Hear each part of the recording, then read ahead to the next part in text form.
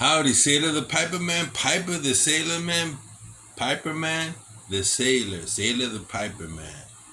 I'm here from the island of Puerto Rico. It's raining right now, but everything's gonna be fine because this tropical storm is moving towards the Dominican Republic. Unfortunately, we're gonna get bands of rain, but that's about it. Being that we're in the mountain, water flows downhill, so it's not gonna affect us. We're in the central north, east, and so that band is gonna saturate the south and southwest of the island in an area called Cabo Rojo. Something interesting about that, one of my ancestors was the founder of that town, which is very interesting. I found that out through DNA. That being said, I want to share something with you. Most know I'm a believer. I believe in Jesus of Nazareth. I believe he's the Messiah. I'm not going to hit you over the head. I just want to read something to you that was written 2,000 years ago. 2,000 years ago. And hopefully you read it. It's found in the New Testament. I'm not judging anybody. I'm not here to judge you. I'm just here to enlighten you.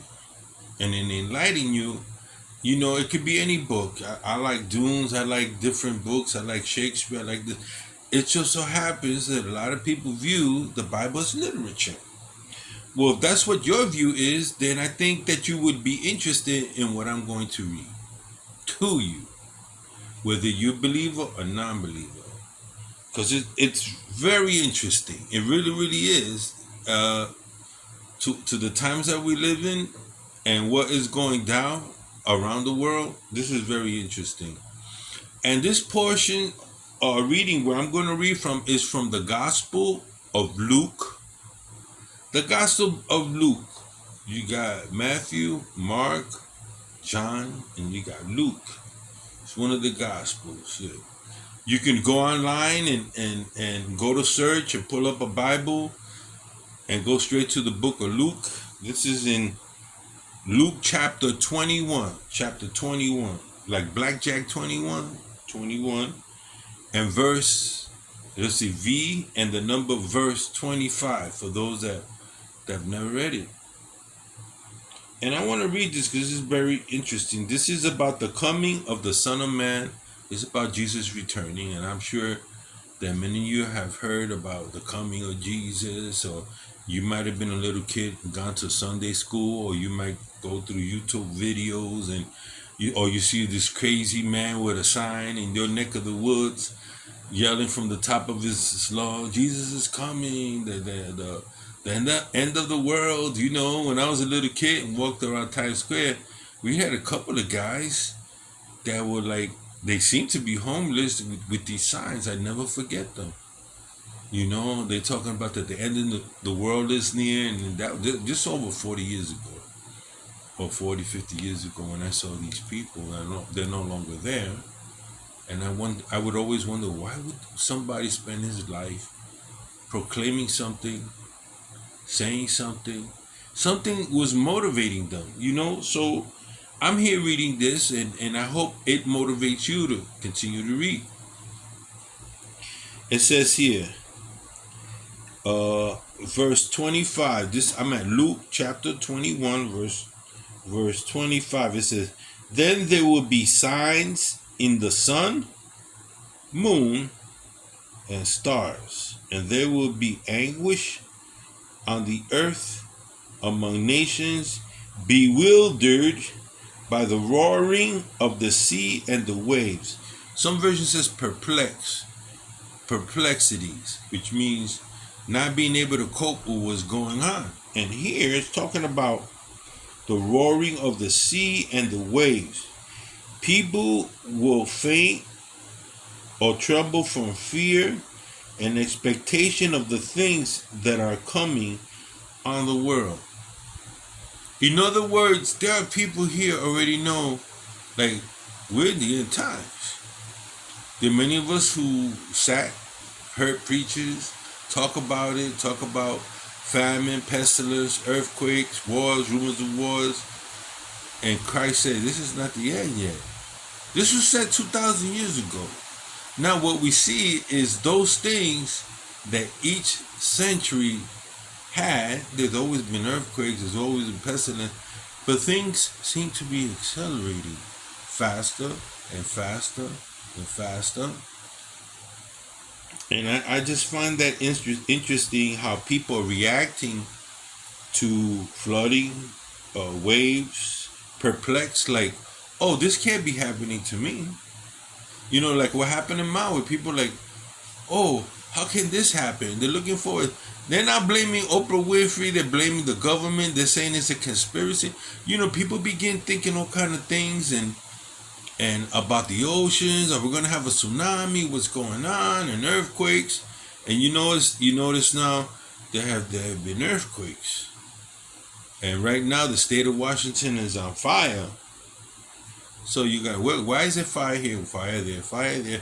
It's more intensified. Before we'd have a fire, it'd be California fires. It'd be burning. Now we have fires in New York that burn. Now we have fires in British Columbia. We got fires in Europe. All over the world there's been fires in some places. And so you start to wonder, wait a minute, how is this going to affect the crops? How is this going to affect agriculture? Human behavior, human migration. And it goes on to say here, verse 26, people will faint for fear and expectation of the things that are coming in the world, because the powers of the heavens, the powers in the heavens and the universe will be shaken. Then they will see the Son of Man coming in the cloud with power and great glory. All these things, according to Luke,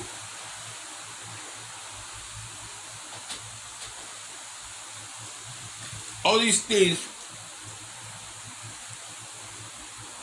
have, and if you read Matthew 24, the whole chapter,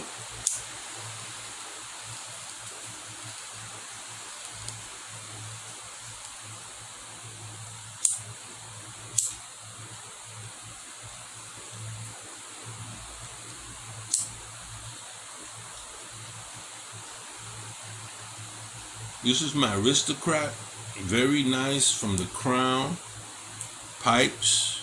You can get this. I like it because it got that classic, I call it the J.R. Tolkien look.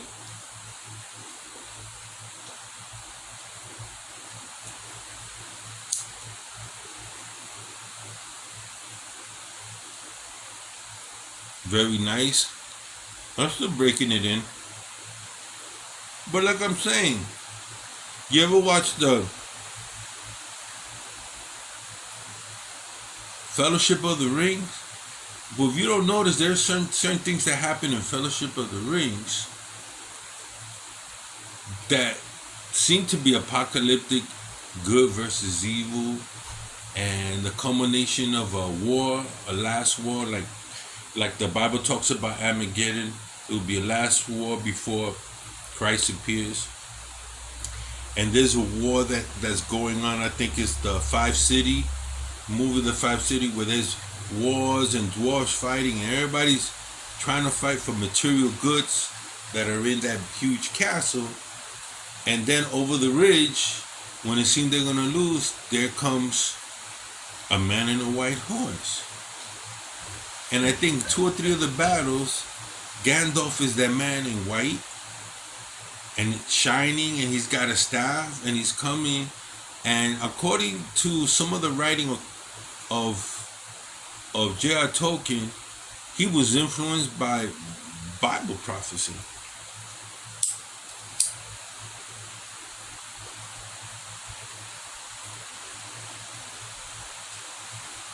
What I mean by all this, some of you read sci-fi, I read the Dune series, I see it. Some War of the Worlds. You know, you can read War of the Worlds. You can read a lot of, like 1984. where the government is mind controlling, taking control of the minds of the people, behavior modification. You'll find oftentimes that a lot of these authors write certain things that seem prophetic, man. You can't disregard. We thought Jules Verne thought about going so deep in the water now, and I think one of the other burrows, or I don't know which one it was, talking about man going to the moon. The Russians just crashed on the southern tip.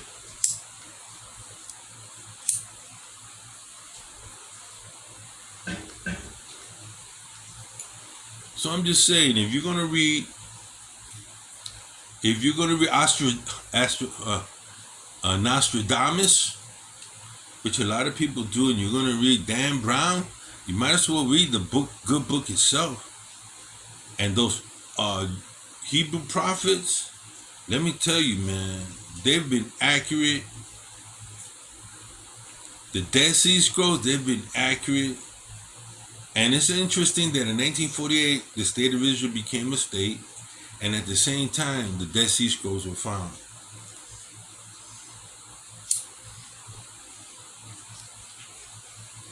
What am I saying? To head for the hills? That's not what I'm saying. That I'm saying to get ready, man. Things ain't gonna get better. I don't care how you slice it, sci-fi. If you read the Buddhist books of Buddhism, if you follow New Age, it all ends up with there's gonna be a time of great sorrow, destruction, tribulation. The Bible talks about it. What are we to do, Miguel? Change my life? No. To recognize. In Western terms, there's something called the reckoning, where the sheriff is in town, the bad guy is in town. Somebody's got to hit out of town. Somebody's going to die. Like a good old Western. Ooh, good versus evil. Hopefully good wins, right? And evil is slain.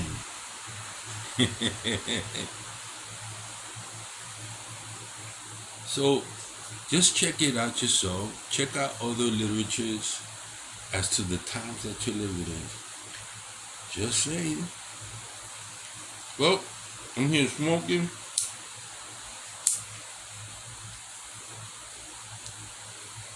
Crown pipe. It cost me $40. It's holding, doesn't burn hot. It's got like a taller chimney, right? Skinny. I don't know what you would call this. You can't call it Canadian. It's a classic. It gives me a very smooth draw. It's small at the end so I can bite down. Very nice. Getting comfortable with it. And I'm smoking some Black Cavendish. And I can't wait. I got an order that came in. It's supposed to be here today or tomorrow. Some good old. I bought some sample packs. And I bought a brand new pipe. Really nice. It's Rossi. A Canadian. I can't wait. Try it out. And that Canadian. It seems now I favor straight pipes over the bent pipes. And light pipes over heavy pipes. So today, I'm in, it's raining out there, taking it in, and hopefully I'll smoke, show you what's going on. You guys take care, man. You guys take care during this time. Be careful. Listen to what's going on in the news. Save plenty of water, and stock up for food. That's all I'm saying. Say to the Piper Man, signing out.